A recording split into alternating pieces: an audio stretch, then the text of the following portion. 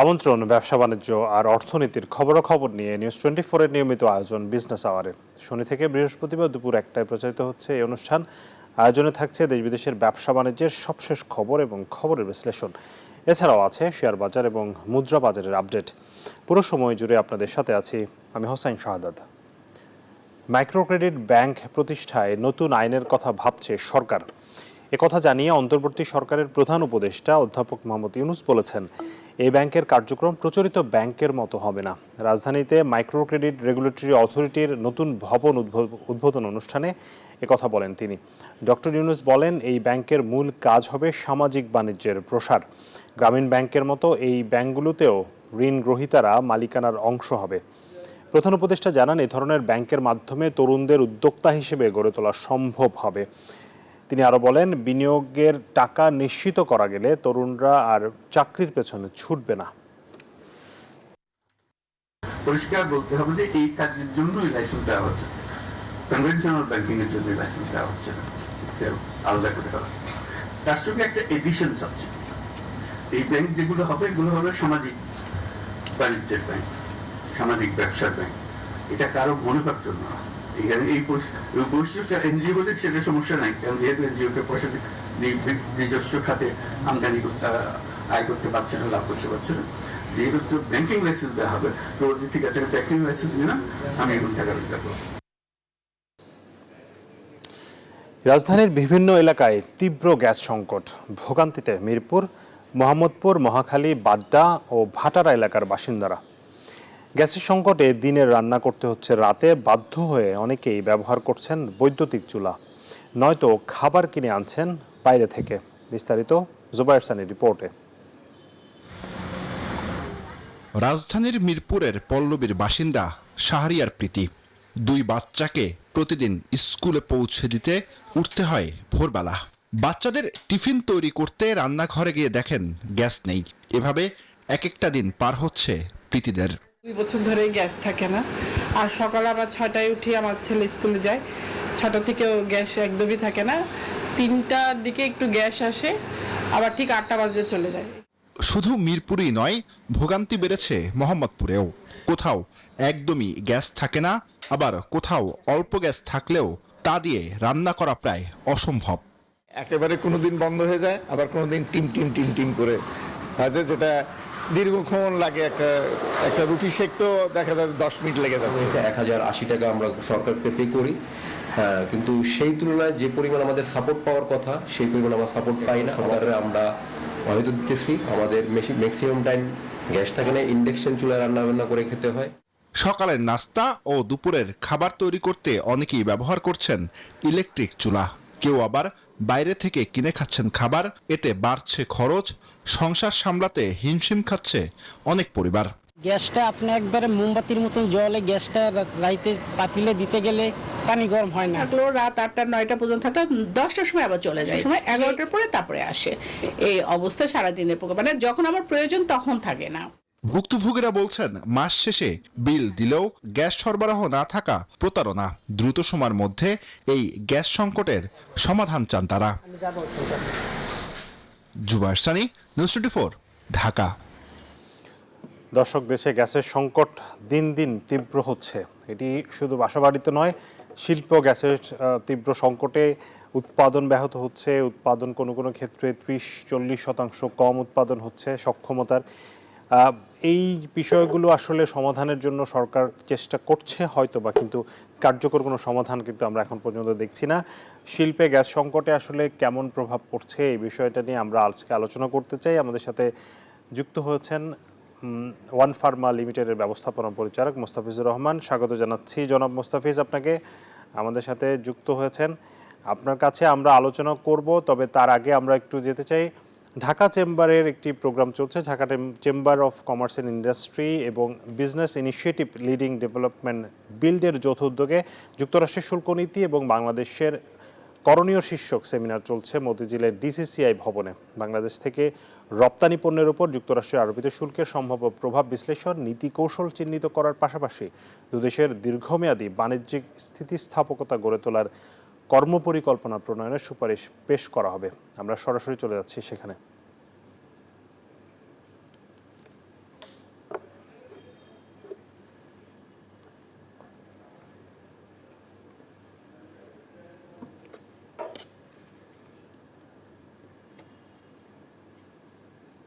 দর্শক আমরা আমরা এমন কিছু করি না, বাংলাদেশ এমন কোনো পণ্য বানায় না যেটা ওয়ার্ল্ডের কোনো দেশে বানায় না। আমরা এখানে আসে স্পিড টু মার্কেট। আমার যদি 50% গ্যাস না থাকে, 50% আমি যদি ফ্যাক্টরি যদি বন্ধ করে রাখি, আমার স্পিড টু মার্কেট আমি কিভাবে আমি ইয়ে করবো? সো আমার ওই কম্পিটিটিভনেসও চলে যাচ্ছে। লজিস্টিক্স পলিসি বলেন, কাস্টমসের এইচএস কোড, মানে আপনার কথা বললে অ্যাসিকুরা মানে দুনিয়ার সব কিছু আছে, কিন্তু ম্যানুয়ালি তারা প্রসেসিং করে। আমার 4 দিনে যে গুডস রিলিজ করার কথা, ওরা ওখানে ইন্সপেকশনের জন্য 15 দিন ধরে ফেলে রাখে। ড্যামেজ চার্জ আমরা দিচ্ছি। তো সব কিছু নিয়ে, এভরিথিং নিয়ে, হ্যাঁ, আমরা এখানে স্বস্তিতে নিই। এবং রাজীব যে কথাটা বলেছে, সরকার যদি ভাবে যে everything is well and good, তাহলে ওরা, আমি বলবো যে মানে they are oblivious to the reality on the ground. And এখান থেকে আপনাদের মানে tariff negotiation one thing, but এখানে বিজনেস এনভায়রনমেন্ট কি, এখানে they need to focus. And যে রিফর্মগুলো, রিফর্মও যাতে জাস্ট বলার জন্য বলা না, we need to see actual reaction and changes in the ground. Thank you very much, Shams Mahmood.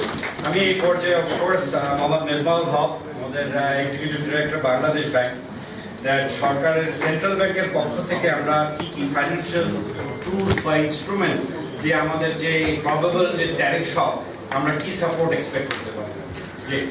জি ধন্যবাদ। আসলে এই পুরো ট্যারিফের বিষয়টা দুটো অ্যাসপেক্ট আছে, একটা হচ্ছে পলিটিক্যাল আর একটা হচ্ছে টেকনিক্যাল যে এরিয়াগুলো অনেকেই কথা বলেছেন। আমি টেকনিক্যাল এরিয়াতেই থাকবো, পলিটিক্যাল ইয়েটা সরকারের অন্যান্য জায়গা থেকে অ্যাড্রেস হচ্ছে। আসলে যদি ট্যারিফ শকটা আমাদেরকে নিতেই হয় তাহলে কি হবে?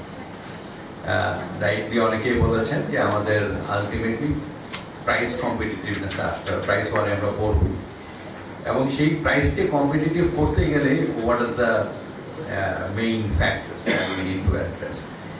একটা হচ্ছে এফিসিয়েন্সি, আর একটা হচ্ছে কস্ট অফ প্রোডাকশন, কিভাবে কমানো যায়, যে কস্টগুলো আছে, financing cost and other cost.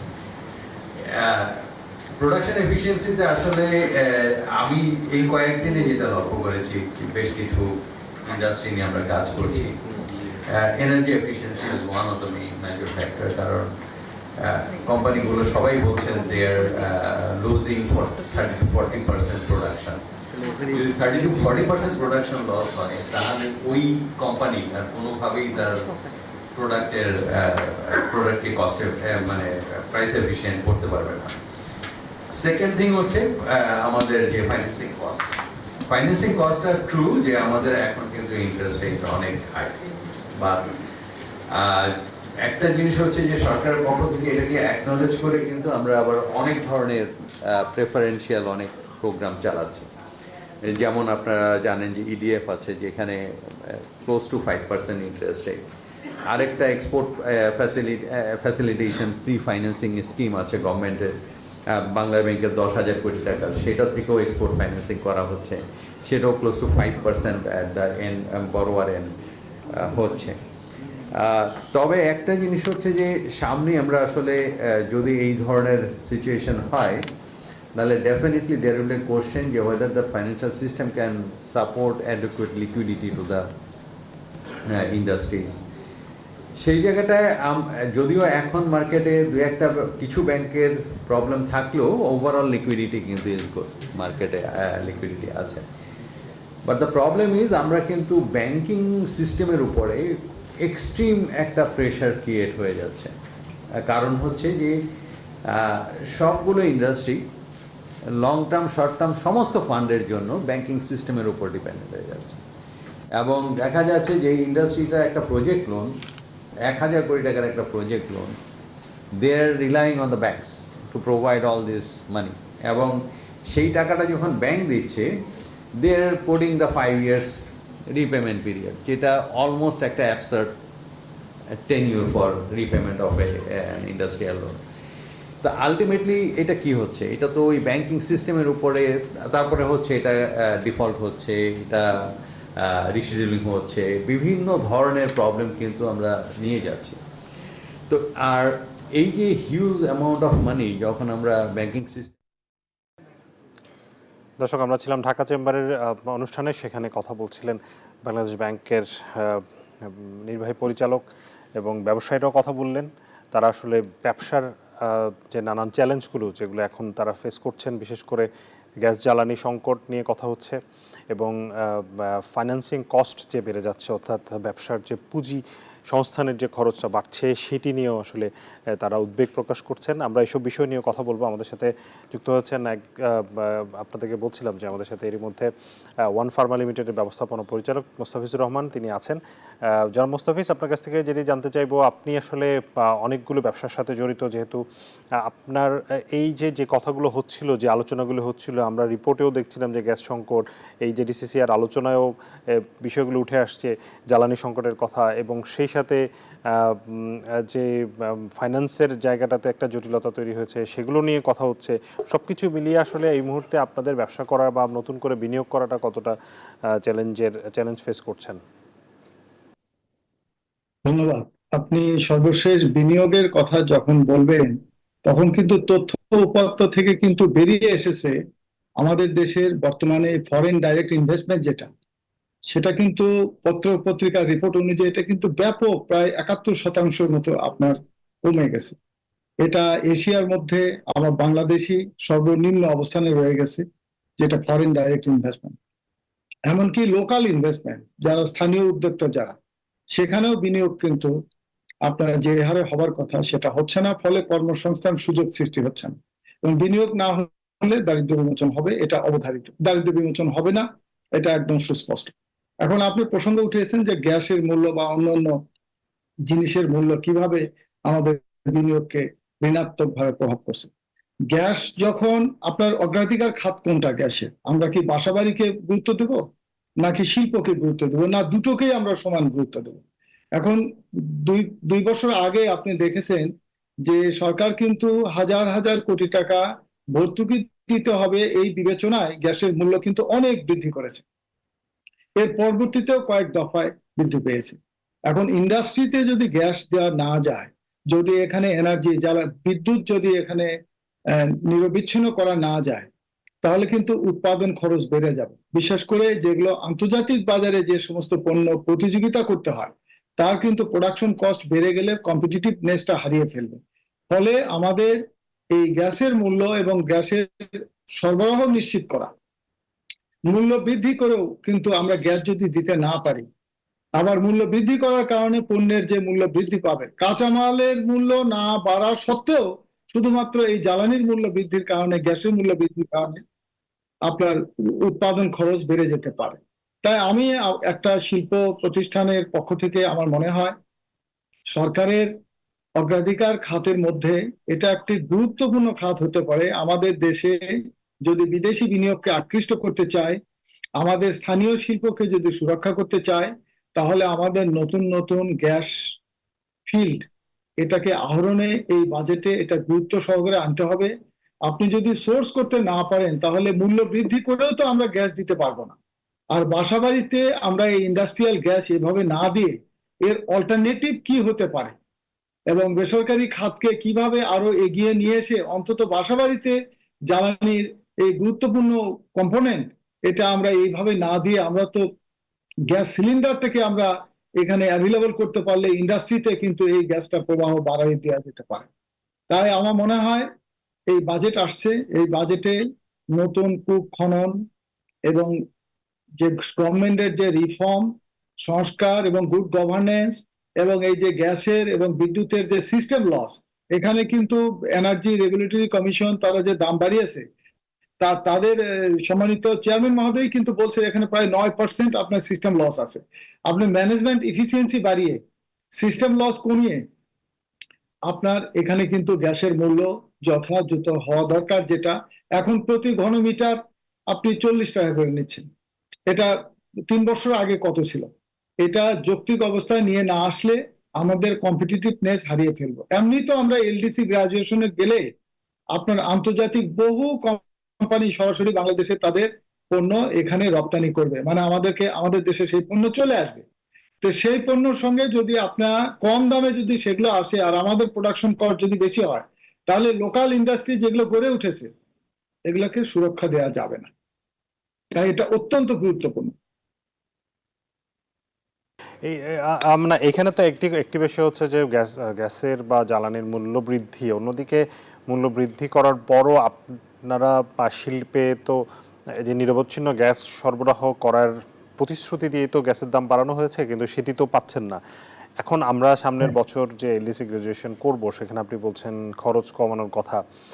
খরচ কমানো তো দূরের কথা, আপনারা তো সময় মতো উৎপাদন করে তাদেরকে সরবরাহ করতে পারবেন কিনা, সেই জায়গাটা তো একটা বড় প্রশ্ন দেখা দিয়েছে। সেই জায়গায় এই যে এলডিসি গ্রাজুয়েশনের যে ঝুঁকি আমরা তৈরি হবে, এটি যেমন এক ধরনের একটা সম্মানের বিষয়, কিন্তু সেখানে যে ঝুঁকিটা তৈরি হবে সেই ঝুঁকি মোকাবেলার জন্য এইসব প্রস্তুতিগুলো কিন্তু সময় তো আসলে খুব বেশি না। এখানে আসলে সরকার কি মনে হয় যে একটু ধীর গতিতে চলছে বা সরকারের নজরটা কম? আপনি একটা যদি অল্প সময়ে আলোচনা, তো আমি একটা জিনিস আপনাকে উদাহরণ দিই। আমরা এলডিসি গ্রাজুয়েশনে যাব, এটা তো হঠাৎ করে হয় না। আমরা তো WTO এর যখন সিগনেটরি হিসেবে আমরা যখন তালিকাভুক্ত দেশ হয়েছি, তখন কিন্তু দীর্ঘ সময় পাওয়া গেছে আমাদের দক্ষতা উন্নয়নের উপরে, আমাদের শিল্প কলকারখানার আপনার টেকনোলজি ট্রান্সফারের উপরে, তারপরে আপনার লো কস্ট ফান্ড নিয়ে আসার ব্যাপারে প্রত্যেকটা সেক্টরে আমাদের উন্নয়নের সুযোগ ছিল। আপনার জাতীয় দক্ষতা কর্তৃপক্ষ, উন্নয়ন কর্তৃপক্ষ তৈরি করেছেন, আপনার ইন্ডাস্ট্রিয়াল স্কিল ডেভেলপমেন্ট আপনার অথরিটি তৈরি করেছেন। এগুলোর বাস্তব প্রয়োগটা কোথায়? দেখুন 11 সালে আইন হয়েছে আমাদের যেটা ন্যাশনাল স্কিল ডেভেলপমেন্ট অথরিটি। আমরা এখনো $বিলিয়ন আমরা অন্য দেশের দক্ষ মানুষকে আমরা দিচ্ছি। আমাদের দেশ থেকে প্রায় $10 বিলিয়ন অন্য দেশেরা নিয়ে যাচ্ছে দক্ষ জনশক্তি। তা আমাদের স্কিল ডেভেলপমেন্ট হয় নাই, আমাদের লোকাল ইন্ডাস্ট্রি হয় নাই। আমরা লো কস্ট ফান্ড নিয়ে এসে আমরা যে এই পোশাক শিল্পের বাহিরে আমরা যে ভারী শিল্প তৈরি করব, সেটা কোথায়? এলডিসি গ্রাজুয়েশন তো আমাদের এটা অপশন না, এটা তো আমাদের করতেই হবে। আমরা যেহেতু স্বাক্ষর করে এর সুবিধা নিয়েছি, আপনি এলডিসি হবার কারণে আপনি প্যাটেন্ট সুবিধা নিয়েছেন, ফার্মাসিউটিক্যালে অ্যাগ্রোকেমিক্যালসে নিতে পারেন নাই। তারপরে আপনার টেকনোলজি নিয়ে এসে আমাদের ভারী শিল্প আমরা করতে পারি নাই। আমাদের এলডিসি গ্রাজুয়েশন করে আমাদের মর্যাদার জায়গা বৃদ্ধি পাবে।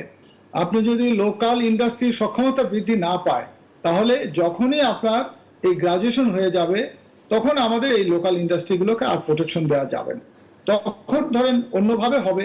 আমরা ধরুন শিল্পের স্বয়ংসম্পূর্ণ, আমাদের দারিদ্র্য বিমোচনের সময় ভিত্তিক যেগুলো কর্মসূচি নেওয়া হয়েছিল, যে ওই সময়ের মধ্যে আমরা একটা উন্নত দেশ হব, মধ্যম ইনকামের দেশ হব, আমাদের পভার্টি থাকবে না, এগুলো আবার পিছিয়ে যেতে পারে। কিন্তু এলডিসি গ্রাজুয়েশনকেও আমরা আর পিছিয়ে নেওয়ার সুযোগ নেই, কারণ মাননীয় প্রধান উপদেষ্টা মহোদয় এবং আমরা যেগুলো পত্রপত্রিকা এবং বিভিন্ন সভা সমাবেশে যে বুঝতে পারছি যে এটা আর অপশন না, এটাকে আমাদের 26 সালে আমাদের গ্রাজুয়েশনে হতেই হবে। হলে তখন আপনি ধরেন হারমোনাইজ করতে হবে অনেক কিছুর সঙ্গে। আপনি ইচ্ছা করলে একটাতে টেরিফ বসাতে পারবেন না, একটাতে আপনি ভর্তুকি দিতে পারবেন না, আপনার অনেক কিছু রেগুলেটরির মধ্যে চলে আসবে। হয়তো 2-3 বছর গ্রেস পিরিয়ড পাইতে পারেন। এই সময়ের মধ্যেও আমাদের ফার্মাসিউটিক্যাল ইন্ডাস্ট্রি, আমাদের অ্যাগ্রোকেমিক্যাল ইন্ডাস্ট্রি, আমাদের যে সমস্ত শিল্প করার উদ্যোগ নেওয়া হয়েছে সেগুলোকে স্বয়ংসম্পূর্ণ করার জন্য তার যে আইন বিধিবিধানে সহায়ক নীতিমালা নিয়ে এসে সরকারকে এটা এগিয়ে নিয়ে আসতে হবে। এবং বাজেট তার একটা অন্যতম জায়গা যেখানে কিন্তু এই ইন্ডিকেশনগুলো আসতে পারে। আপনি এই নীতি এবং কর্মকৌশল প্রণয়নে বিগ বাজেট দেওয়া দরকার, গুড গভর্নেন্সের উপরে বাজেট দেওয়া দরকার, আপনার সংস্কারের বাজেট দেওয়া দরকার। সংস্কার শুধু নির্বাচনকে ঘিরে না, ইন্ডাস্ট্রিয়াল রিফর্মে আমার কোন কোন শিল্প আমাদের প্রতিযোগিতায় পড়বে, সেগুলোকে কিভাবে আপনি সাপোর্ট দেবেন, এগুলো দরকার। আমার মনে হয় আমরা একটা ক্রস রোডে এসে দাঁড়িয়েছি, একটা সন্ধির কোণে। আমার এই ক্রস রোড থেকে আমি সুপার হাইওয়েতে যেতে পারি, আমি একটা গলির ভেতর ঢুকে আমি লোকাল বাসের মতো যেতে পারি। এগুলো এখন যেহেতু এই সরকারের সুযোগ আছে, যেহেতু তাদের নির্বাচন নিয়ে তাদের কোনো প্রতিশ্রুতি নেই, তাই এই সময়ে আমাদের এই রিফর্মগুলো করতে হবে। আপনি গ্যাসের কথা যদি বলেন, এটাকে নতুন সোর্সিং করতে হবে, নতুন গ্যাস ফিল্ড আবিষ্কার করার জন্য এটাকে গুরুত্ব দিতে, গভর্নমেন্ট যেটাকে নজর দেবে সেখানেই ডেভেলপমেন্ট হবে। গভর্নমেন্টের কাজই হলো খাত ভিত্তিক অগ্রাধিকার বিষয়গুলো চিহ্নিত করে সেখানে নীতি সহায়তা প্রদান করা, সংস্কার করা। এটা হলো অন্যতম প্রধান কাজ।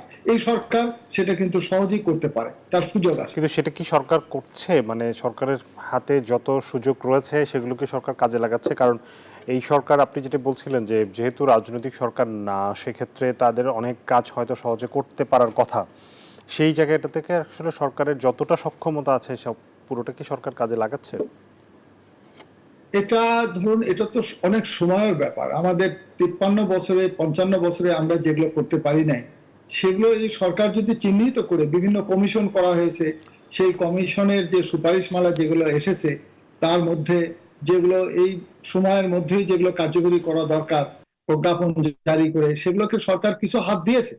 কিন্তু যদি আপনি খাতভিত্তিক যদি চিন্তা করেন যে আমাদের কৃষি খাতে আমাদের দুর্বলতা কোথায়, আমাদের শিল্প খাতে আমাদের কোন জায়গায়, সেবা খাতে আমরা কোনটা, অর্থনীতির তো এই তিনটা প্রধান ভিত্তি এবং বৈদেশিক রেমিটেন্স যেটা আসে, তো রেমিটেন্সে আমাদের একটা ভালো প্রভাব এসেছে।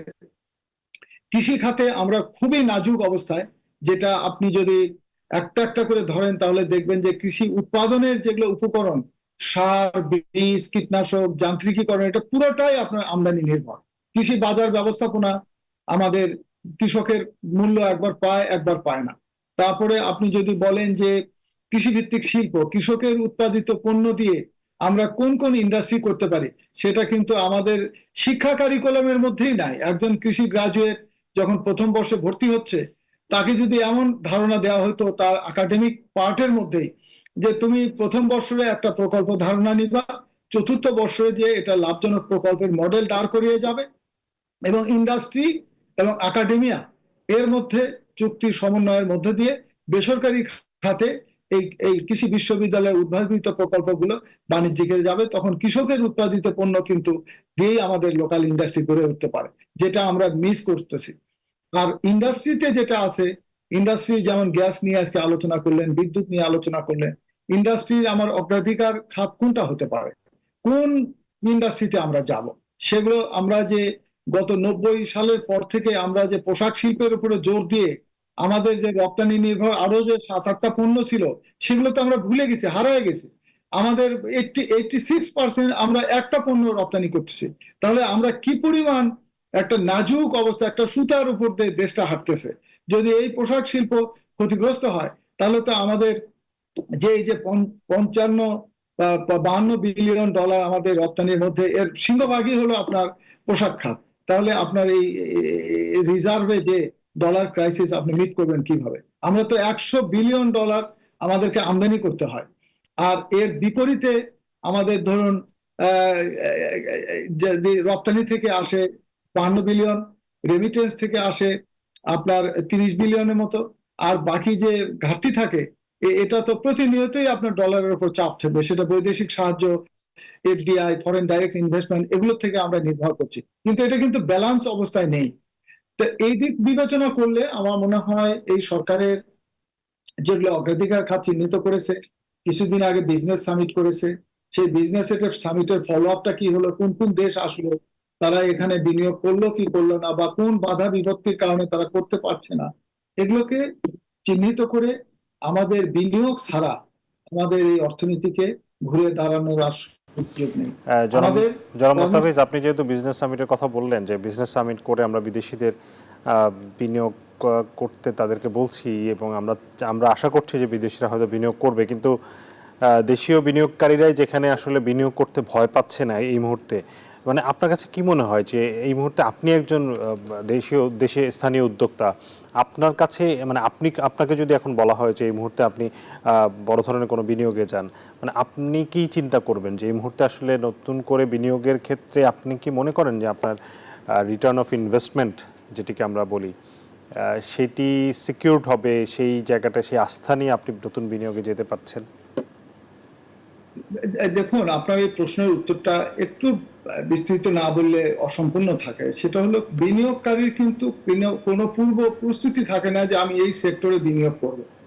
এটা ইন্ডাস্ট্রি অ্যাট্রাকটিভনেস এবং তথ্য উপাত্ত থেকে বেরিয়ে আসে যে কোন সেক্টরে বিনিয়োগ করলে যেখানে ডিমান্ড এবং সাপ্লাইয়ের গ্যাপ আছে, এবং সরকার সেটাকে অ্যাট্রাকটিভ করে দিয়েছে যে এই জায়গায় বিনিয়োগ করলে পরে আমি তুলনামূলকভাবে আমার সুবিধাটা বেশি। যেমন আমি ট্যাক্স হলিডে পাইতে পারি, আমার এখানে লো কস্ট অফ রেটে আমি ফান্ড পেতে পারি, গভর্নমেন্ট এই সেক্টরটাকে গুরুত্ব দিচ্ছে, এটা কিন্তু সরকারের দায়িত্ব কোন জায়গায় বিনিয়োগ করাবে। এখন পর্যন্ত আমাদের এই সরকারের বা গত সরকারের আমরা এমন কোনো আকর্ষণীয় জায়গা তৈরি করতে পারি নাই যে যেখানে ফরেন ডাইরেক্ট ইনভেস্টমেন্ট আসবে, লোকাল ইনভেস্টমেন্ট আসবে। এটা কিন্তু সরকার দিক নির্দেশনাটা দিবে যে আমার এই 3টা সেক্টরকে আমি প্রায়োরিটি সেক্টর নিয়েছি, ইমার্জেন্সি সেক্টর নিয়েছি এবং এটা অগ্রাধিকার শিল্প হিসেবে আমরা ঘোষণা করেছি। এখানে আপনি যদি বিনিয়োগ করেন আপনি এই সুবিধা পাবেন। আপনি যদি দেখেন বেশ কিছুদিন আগে স্বাস্থ্য ক্ষেত্রে বেসরকারি খাতে কিছু হসপিটাল হয়েছে, ক্লিনিক হয়েছে, কারণ ওই সময় কিন্তু সরকার একটা সুযোগ দিল যে কেউ যদি এই খাতে বিনিয়োগ করে তাহলে তাকে এই সুবিধাগুলো দেওয়া হবে। তাহলে দেখুন ঢাকা শহরের মধ্যে অনেকগুলো কিন্তু প্রাইভেট হসপিটাল ওই সময় হয়েছে। আবার আপনি যদি এইভাবে মনে করেন যে আমি কৃষিক্ষেত্রে আমরা একটা ব্যাপক জোয়ার সৃষ্টি করতে চাই শিল্পায়নে, গ্রামীণ অর্থনীতিকে আমরা জোরদার করতে চাই, তাহলে কৃষকের উৎপাদিত পণ্য দিয়ে কোন কোন শিল্প লাভজনক হতে পারে যেটা দেশে এবং আন্তর্জাতিক বাজার সৃষ্টি করা সম্ভব, সেই সেক্টরকে সরকারকে বলে দিতে হবে যে আপনারা যারা বিনিয়োগকারী আছেন আপনারা এই সেক্টরে বিনিয়োগ করেন, আপনার এই বাড়তি সুবিধা আপনি এখানে পাবেন। এখন আমি তো ধরেন সেই বিনিয়োগকারীর মধ্যেই একটা, আমাদের ফুড সেক্টরে অনেক গ্যাপ আছে, এখানে কিন্তু বিনিয়োগ হয়নি বললে চলে।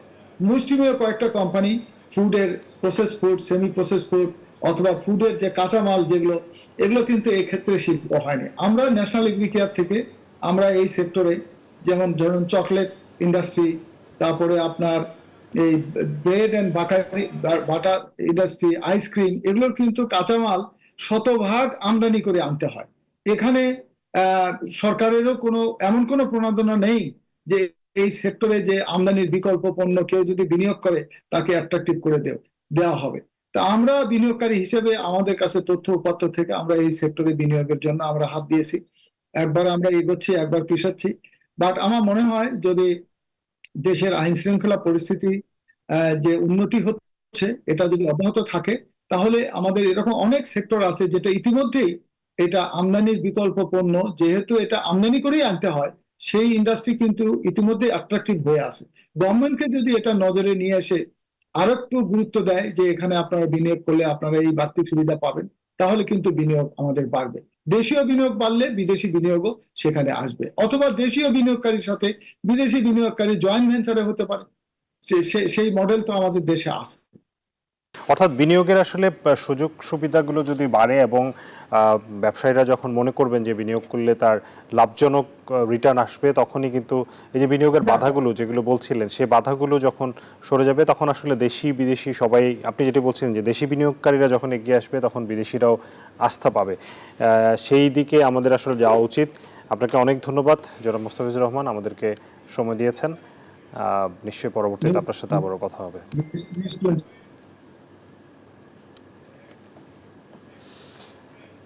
দর্শক, আমরা ব্যবসা বাণিজ্যের নানান বাধা এবং গ্যাস সংকট নিয়ে কথা বলছিলাম ওয়ান ফার্মা লিমিটেডের ব্যবস্থাপনা পরিচালক মোস্তাফিজুর রহমানের সাথে।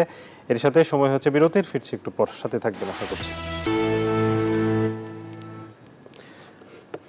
দর্শক স্বাগত আরেকবার, দেখছেন বিজনেস আওয়ার। আগামী 5 জুন থেকে শুরু হবে ঈদুল আজহার ছুটি। সরকারের ঘোষণা অনুযায়ী 10 জুন পর্যন্ত 6 দিনের ছুটি হওয়ার কথা, কিন্তু 11 এবং 12 জুন বুধ এবং বৃহস্পতিবার হওয়ায় নির্বাহী আদেশে সেই দুদিন ছুটি ঘোষণা করা হয়েছে।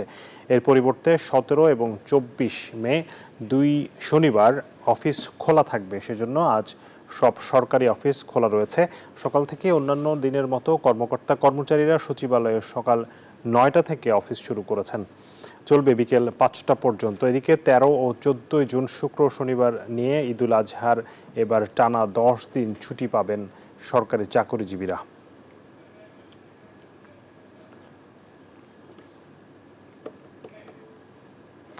এবার জানিয়ে দিব মুদ্রা, স্বর্ণ এবং রূপার বাজারের আপডেট।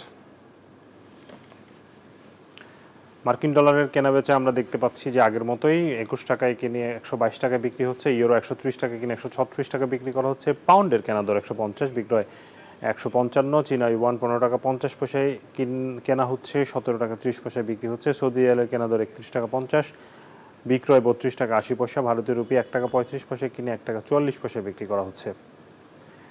স্বর্ণের দরদাম যদি দেখি 22 ক্যারেট স্বর্ণ প্রতি ভরির দাম এই মুহূর্তে 1,65,000 টাকা, অর্থাৎ কিছুটা কমেছে দাম। যেটি 1,74,000 পর্যন্ত উঠে গেছিল সেটা কিছুটা কমে এই মুহূর্তে 1,65,000-তে নেমেছে। 21 ক্যারেটের দাম পড়ছে 1,58,198 টাকা। 18 ক্যারেট কিনতে গুনতে হবে 1,35,605 এবং সনাতন সোনা বিক্রি হচ্ছে 1,12,032 টাকা প্রতি ভরি। 22 ক্যারেট রূপার দাম পড়ছে 2,811 টাকা, 21 ক্যারেট 2,683, 18 ক্যারেট 2,298 এবং সনাতন রূপা বিক্রি হচ্ছে 1,726 টাকায়।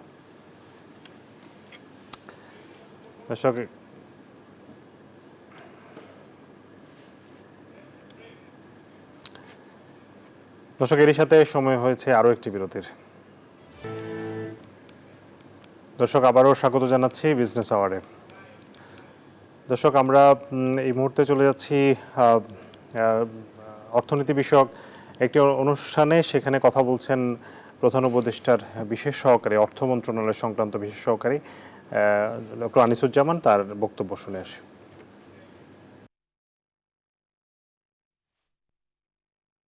আমি যেগুলি বিস্তৃতভাবে শুনেছি, আর হুমায়ুন ভাইয়ের সাথে আবার অনেকদিন পরে যোগাযোগ হলো। আমি এই জন্য আজকের এই প্রোগ্রামে বিশেষভাবে কৃতজ্ঞ যে আপনারা আমার সাথে করেছেন।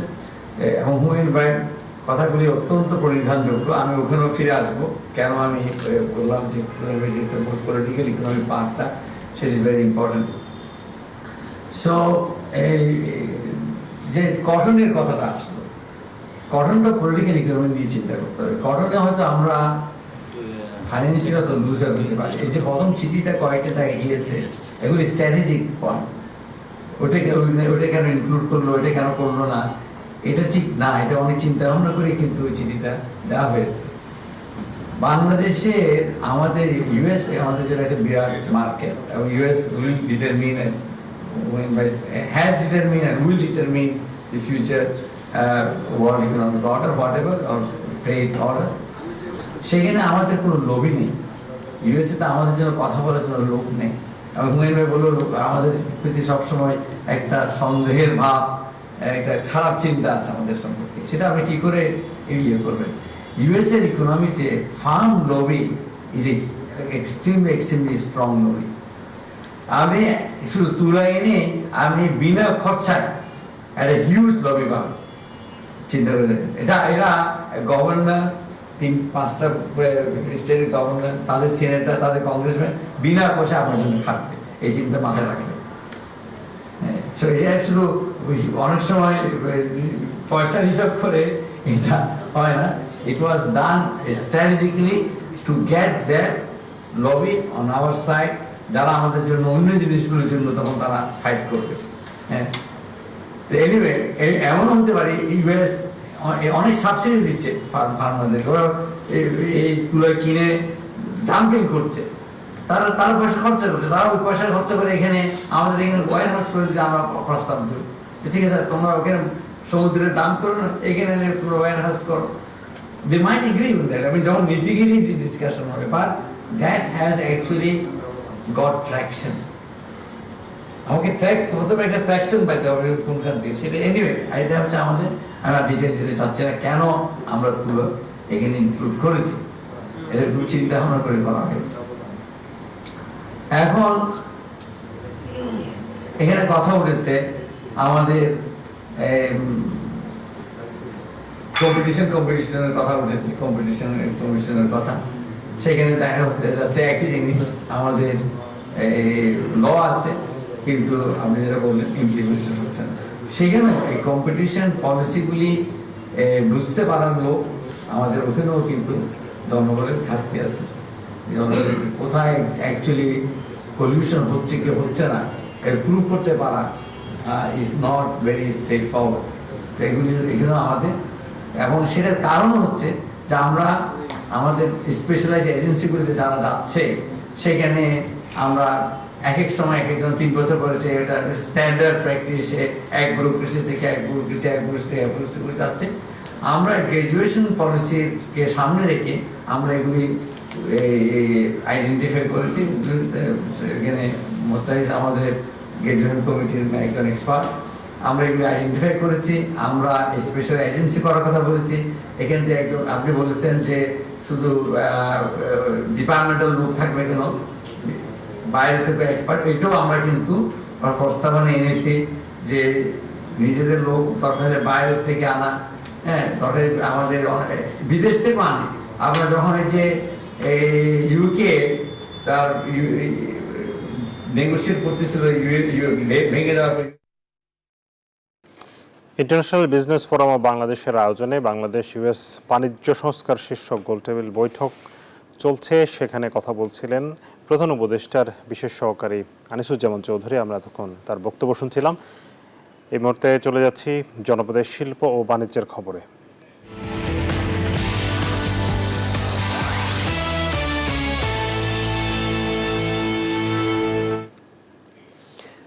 বরিশালের মোকামগুলোতে আসছে না পর্যাপ্ত ইলিশ, নেই চিরচেনা হাকডাক। জেলে এবং ব্যবসায়ীরা বলছেন নদী এবং সাগরে ইলিশ মিলছে অনেক কম, তাই দামও ক্রেতার নাগালের বাইরে। তারপরও মৎস্য বিভাগের দাবি সরকারের দেয়া নিষেধাজ্ঞা সফল হয়েছে। মোহাম্মদ শুভ হাওলাদারের ক্যামেরায় বরিশাল থেকে সাইফুর রহমান বিরনের রিপোর্ট। মাছের অভয়াশ্রমগুলোতে 2 মাসের নিষেধাজ্ঞা শেষ হয়েছে গত 30 এপ্রিল। ধারণা করা হয়েছিল মৌসুমের শুরুতেই ইলিশের সরবরাহ বাড়বে, তবে বাস্তব চিত্র ভিন্ন। ব্যবসায়ীদের অভিযোগ, অভয়াশ্রমে ইলিশ মাছ রক্ষায় অভিযান চললেও নেট জাল দিয়ে রেণু ধ্বংস করায় ইলিশ মিলছে না, তাই মোকামে ইলিশ কম। অভিযান আছে ইলিশ মাছের জন্য, কিন্তু ইলিশ মাছের যে রেণু বাচ্চা সেগুলো নেট জাল দিয়ে ধরে ফেলাইছে। ইলিশ মাছ কিভাবে হবে? 4-5 দিন আগে মাছের দাম কম ছিল, সাগরের কিছু মাছ থাকো না মাছের দামটা কম ছিল, তা আবার আশা করা যায় 5-7 দিন পর আবার মাছের দামটা কম হবে। একদিকে চাহিদা বেশি, অন্যদিকে মাছ কম, তাই বাজারেও ইলিশের দাম ক্রেতার নাগালের বাইরে। বোট যদি বেশি আসে তো মাছ আসে, আমরা বিক্রি করতে পারি। বোটের সংখ্যা কম, মাছ খুব কম আসতেছে, যার কারণে মাছের খুব আকার কি করছি বুঝছেন, এই জন্য মাছের দাম একটু অতিরিক্ত বেশি। আড়তদাররা বলছেন ঝড় বৃষ্টি না থাকায় নদীতে ইলিশ আসছে না, তাই দামও বেশি। ঝড় বৃষ্টি না থাকার কারণে মাছ আন্তরে আমাদের মিডিয়া নদীতে আসে। এত কিছুর পরও মৎস্য কর্মকর্তাদের দাবি নিষেধাজ্ঞা সফল হয়েছে, তাই যে কোনো সময়ের চেয়ে এবার ইলিশের সরবরাহ বাড়বে। যেহেতু এই 2 মাস আমরা সফলভাবে এই ইলিশ অবস্থান রক্ষা বাস্তবায়ন করতে পেরেছি, সেহেতু আমরা আশাবাদী এবং আমরা প্রত্যাশা করি যে এবছর ইলিশের উৎপাদন বৃদ্ধি পাবে। বাজারে রপ্তানিযোগ্য ইলিশ বিক্রি হচ্ছে 80,000 টাকা মন দরে। 500 গ্রামের মাছ 60,000 টাকা, 400 গ্রামের মাছ 58,000, 300 গ্রামের মাছ বিক্রি হচ্ছে 40,000 টাকা মন দরে। সাইফুর রহমান মিরন, নিউজ 24, বরিশাল। সিলেটের কোম্পানীগঞ্জ উপজেলার ভোলাগঞ্জ পাথর কোয়ারি ও শাহ আরেফিন ঢিলা এলাকা থেকে প্রতিদিন লুট হচ্ছে কোটি টাকার পাথর এবং বালু। রেহাই পাচ্ছে না সংরক্ষিত বাংকার এলাকাও। প্রশাসনের নিষ্ক্রিয়তার সুযোগ নিয়ে একটি চক্র এই কাজ করছে অভিযোগ স্থানীয়দের, আর সংশ্লিষ্টরা শোনাচ্ছেন লুট বন্ধে নানা কর্মকাণ্ডের কথা। সিলেট থেকে নাজাত আহমেদ পুরকায়স্তের রিপোর্টে বিস্তারিত। ছবি তুলেছেন সেলিম হাসান। নৈসর্গিক সৌন্দর্যের জন্য ব্রিটিশরা যাকে বলতো ইডেন গার্ডেন অব প্যারাডাইস, সেই ভোলাগঞ্জ এখন লুটের রাজ্যে পরিণত হয়েছে। সংরক্ষিত বাংকার এলাকা থেকে শুরু করে ভোলাগঞ্জ পাথর কুয়ারি ও শাহ আরিফিন টিলা এলাকা থেকে প্রতিদিন লুট হচ্ছে কোটি টাকার পাথর ও বালু। বিগত দিনে সীমিত পরিসরে উত্তোলন করা হলেও 5 আগস্টের পর থেকে নির্বিচারে লুট হচ্ছে পাথর ও বালু, ফলে হুমকির মুখে দেশের একমাত্র রোপওয়ে বাংকারের স্থাপনা।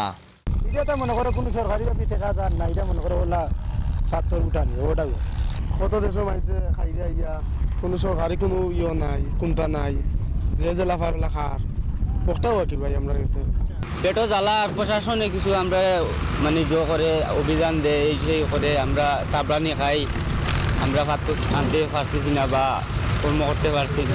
এসব ঘটনার সাথে বিএনপি নেতাকর্মীদের নাম আসলেও স্থানীয়দের অভিযোগ নজরদারি না থাকায় লুট চালিয়ে যাচ্ছে স্থানীয় বার্কি শ্রমিকরাও, আর এই সুযোগ কাজে লাগাচ্ছে একটি সংঘবদ্ধ চক্র।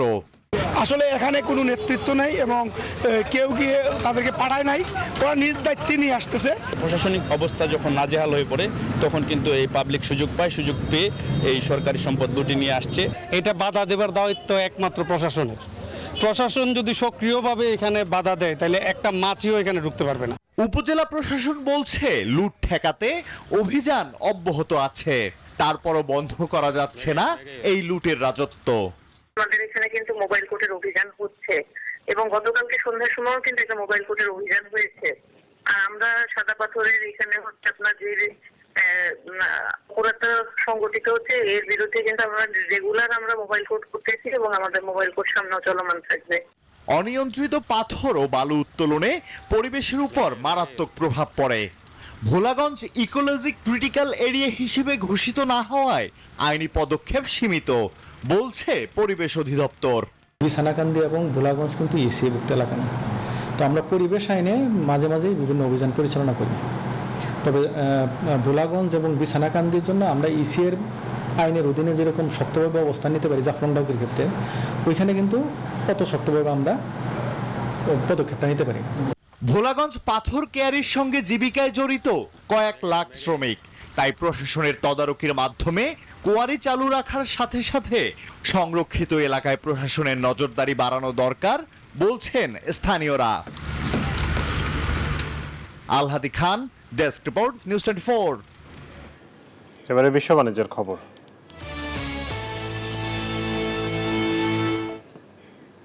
ডোনাল্ড ট্রাম্পের শুল্ক নীতির প্রভাবে কিছু পণ্যের দাম বাড়াতে যাচ্ছে বিশ্বের সবচেয়ে বড় খুচরা বিক্রেতা প্রতিষ্ঠান ওয়ালমার্ট। বিভিন্ন দেশের পণ্য আমদানিতে মার্কিন শুল্ক আরোপের জেরে ওয়ালমার্টের মতো প্রতিষ্ঠানগুলোর খরচ বেড়েছে, এতে প্রতিষ্ঠানটির আয়ও বেশ প্রভাব পড়তে শুরু করেছে, ফলে দাম বাড়ানোর পথে হাঁটছে ওয়ালমার্ট। সম্প্রতি একথা জানান প্রতিষ্ঠানটির প্রধান নির্বাহী ডক ম্যাকমিলান। এ সময় শুল্ক পরিকল্পনা স্থগিতের ট্রাম্প প্রশাসনের সিদ্ধান্তে ধন্যবাদ জানান তিনি, তবে নতুন খরচের চাপ সামলাতে তাদের পণ্যের দাম বৃদ্ধির বিকল্প ছিল না বলেও জানান তিনি।